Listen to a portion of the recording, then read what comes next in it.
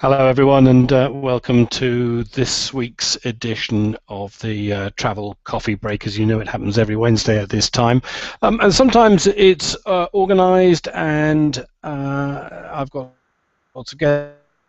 And Mike and I sent out an invitation to everybody saying, come and join me and I'll talk for a few minutes. Let me get rid of this thing first so you can see me. I'll talk for a few minutes and give people a chance to pop in. But I'm not expecting, to be honest, many visitors this week. I haven't really been promoting this edition very much because my focus has really been on the end of the week, because I'm going to be doing several hangouts, I hope, on Friday and Saturday. This, by the way, I was a bit late sending out the invites because Blogger has just picked this moment to have a server crash and all sorts of associated problems. It did come back a few moments ago, but I couldn't actually save the blog post with the I couldn't embed into it this video stream, and I'm trying to make a point of doing that these days, so you can always find these editions. What else do you need to know? If you want to join me, then you should have had, basically you need to put the Travel Coffee Break G+ page in your circles to get an invite. But if I see on the event for this, on that G+ page in the comments, if I can see you wanting to get in, that there is a manual URL I can send you. So let me know if that's the case. But like I say, I'm not expecting many people. So what I'll do is I'll just run through a few things that I've spotted in the last week or so, just because I can, and it's interesting stuff. And I'm going to start with the business travel news for this week. Business travel news is a really interesting newsletter. It's published every week religiously at about midnight, maybe sometimes earlier, 11 o'clock on a Sunday evening. So it's in everybody's email tray at the start of play on Monday morning. And Malcolm Ginsberg, who's been doing this, has been doing it for years, and he's an aviation expert, so it's predominantly about the aviation industry. And if I find the right screen share, here we are. There's a couple of stories that that I thought I'd share with you. This one is just about fish and chips in the air. I didn't hear about this. I'm surprised because normally I get all the BA stuff as well. But anyway, it turns out that the Quayside Fish and Chip restaurant based in Whitby, North Yorkshire, has been helping BA to get better batter for its first ever onboard fish and chips, which I think is quite a good move. The Quayside's fish is fried to a secret family recipe, and they've been helping BA achieve the same thing. There's always a problem with catering, but people assume it's very straightforward. You go and get a top chef from a TV chef or somebody to come and supervise your dishes and create something rather special. But food has a way of tasting completely different when it's at altitude, or at least at cabin pressure, which is usually about 10,000 feet. If you're lucky enough to be on a Dreamliner, of course, it's about 7,000 feet pressurized too. But it does make a big difference. So they really do have to experiment with all this kind of stuff. And anyway, these guys have been working on it, and they produced an amazing fish and chips, which is going to be served now. Where was it? It did have a list of where it said it was going to be served. It's the customers on board British Airways longer short-haul flights from Heathrow to destinations such as Athens, Larnaca, Istanbul, Sofia, and St. Petersburg can now tuck into a sustainable cod fillet with a batter taste-tested by the Quayside Chip Shop. So there you go. That was one of the things. Let me just find the other page if I can. I've gone to the wrong one. There it is. The other one, I hope you can see this. Not much of a change there, but it's another BTN story. It's about Iberia ditching the A340. And it caught my eye because it started off as with this line known in the airline industry as the gas guzzler. Iberia is well on its way to ditching its fleet of four-engined A340 aircraft and replacing them with the new Airbus A350 XYB, that's extra wide body, and they'll be coming out soon. The A350 is Airbus's version of the Dreamliner, so it's built predominantly out of carbon fiber materials, composite materials that make it much stronger and much lighter. It also gives, you notice with the Dreamliner, you get those saggy wings that will turny uppy wings, I suppose, when they're under load, and that's a sort of a sign of that kind of technology, and the A350 is going to have that. Anyway, apparently Iberia are ditching the A340, and I was rather sad about that because this is what an A340 looks like, and I think they're rather glamorous airlines, and this is a Virgin Atlantic one, and I remember, and it's going a long way back, flying into Farnborough, the air show where a lot of these things are kind of revealed, with Richard Branson on board one of these things, and then going into the press conference after where he and the MD of Rolls-Royce Engines, or Rolls-Royce Air, whatever, the aeronautical part of Rolls-Royce, as opposed to the cars, were talking about how they were going to be buying a whole bunch of these things, these four-engine planes.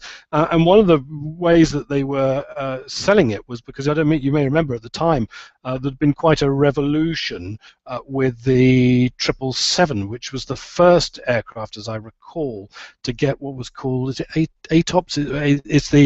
It's basically the extended ETOPS. That's right, the extended range license, if you like, for a twin-engined aircraft. Up until that point, twin-engined aircraft couldn't really go across the middle of the Atlantic. They always had to be within range of a diversion airport should they have trouble with one of their engines going out.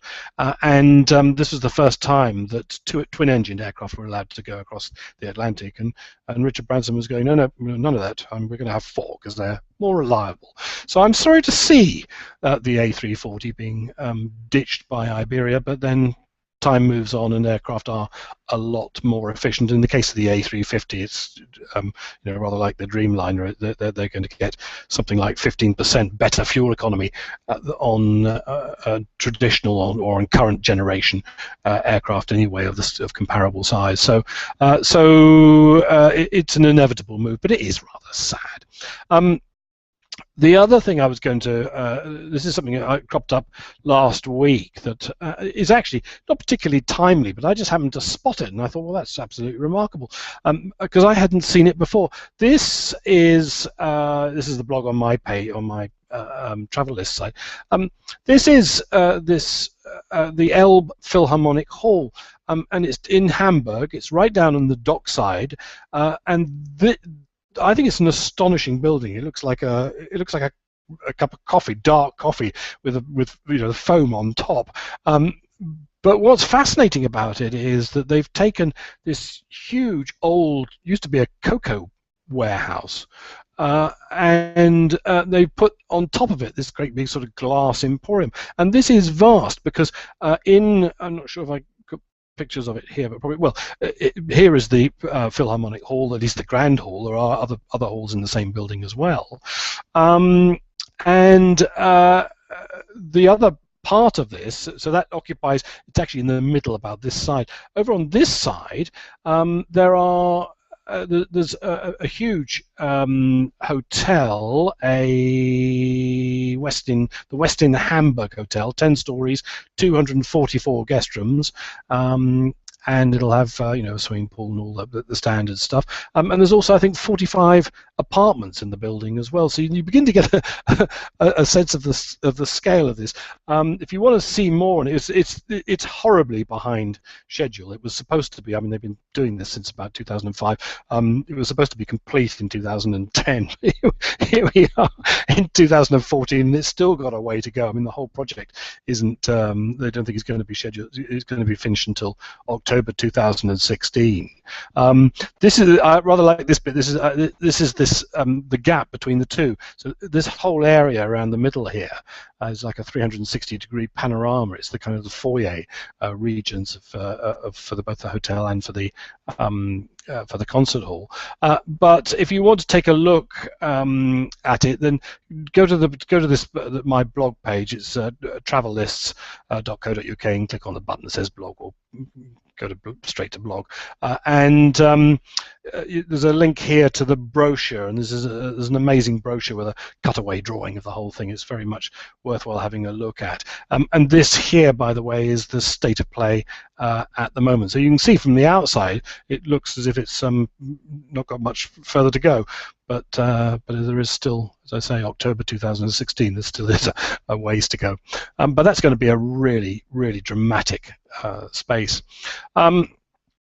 And the other thing I was going to mention was I was talking earlier on about how this particular edition is going to be fairly scant. Let me just check and see if there's anybody desperately trying to get in.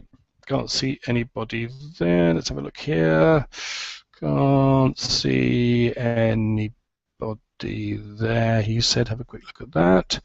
And no, nobody's keen to get in there. Okay. So what I was going to say was that I'm not expecting this one to. Well, I'm about to finish anyway, so it won't have been a big deal, just the regular Wednesday edition. But coming up at the end of the week, on Friday and Saturday, we have Blogstock, which is the UK's, the world's, I can't remember how they bill it now, the world's first blogging festival. Let me just get that one. Oh, you got it. Okay, you can see it there. The world's first blogging festival. It's in just outside London, just north of London. It's in Elstree. So if you look at the map, this is where are we? That's zoomed in a little bit, so it's come out. Here we are. This is London, Wembley, Brent Cross there, North London, Edgware. If you come out on the M1, you know that business where you come out on the M1 from London, you start going round the bend and then up the hill. Well, it's literally sort of behind that in Elstree. So it's only a short distance out of London. And I believe there are still tickets, which is why I'm mentioning all this. But it takes place on Friday and Saturday. And so it's 2 nights camping. It is camping. There are hotels, but I think at this stage you'd have difficulty probably getting into them. You could probably, I mean, if you wanted to, you could buy a ticket and just come on the Saturday, which is the main day, because it's only a half day on the Friday. Let me just get rid of that. Oh, actually, no. Before I do, let me just show you the schedule, because it is a packed schedule. What's interesting about it is normally when I'm talking about these things, they tend to be blogger events, travel blogger events, and in this case, this is really all about blogging in general, and in particular, the focus is on food blogging, fashion blogging, parent blogging, and then general blogging, tips and tricks, how to become commercially minded, and how to be a travel blogger, how to improve your photography, all that kind of thing. So there's some good speakers there. I know many of them, and they are excellent. So as I say, it's not too late. If you go to that site, it's called Blogstock. So it's www.blogstock2014.com. Then you can get a ticket there and turn up for that. But the main reason for mentioning it is because, as I say, I'm planning to do some hangouts from there. There'll be pop-up hangouts, so there'll be about 5 minutes. No, I'll try and do more. 15 minutes notice, that kind of thing, and they'll be quite brief. And I'll basically do them rather like.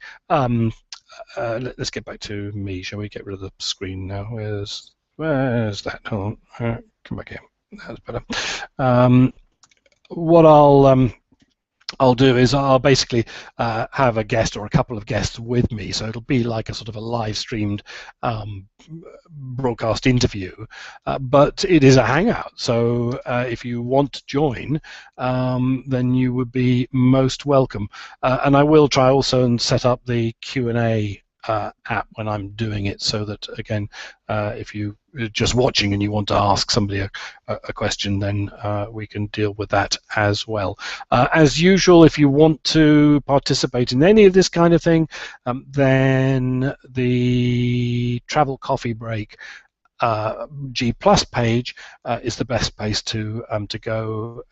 Just basically add it to your circles, your G Plus circles, and then I'll add you to its, and then you'll get all the invitations and everything else. I do also notify people on Twitter that I'm running them, so you can get if you watch Twitter closely, and I'll use the Blogstock hashtag for that, then that should give you warning as well. And any sort of general information about what I'm going to be doing will be on the blog page, which is www.travelcoffeebreak.com.